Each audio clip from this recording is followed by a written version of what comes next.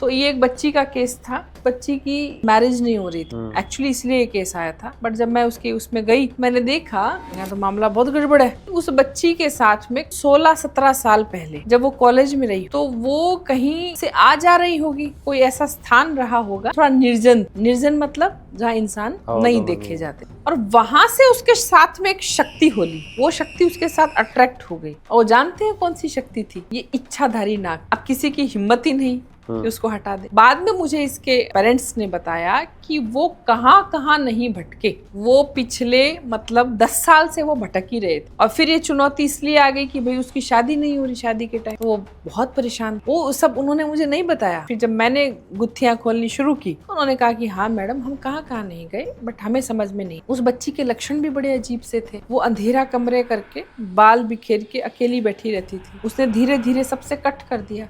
Social life खत्म, अकेली अपने कमरे में और अंधेरे में बैठी रहती और अजीब कट्स लगा लेती थी खुद ही बॉडी पे। और एक तरीके से ऐसी मेंटल स्टेज में थी जिसे हम कहते हैं ना कि भाई पागल ही करार कर दी जाए लगभग। बट आप उसकी एजुकेशन देखोगे तो गजब। पेशे से वो लड़की डॉक्टर। अब क्या करे जी, ना कभी तंत्र में से उनका कोई लेन न देन, कुछ नहीं, बट शक्ति अट्रैक्ट हो गई तो हो गई। इसका इलाज वो प्रेत तो है नहीं कि प्रेत के कर्म से होगा।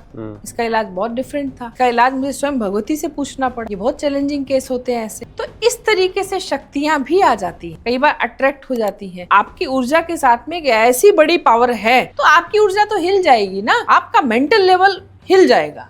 तो फिर डॉक्टरों के पास क्या है? ये तो पागल है।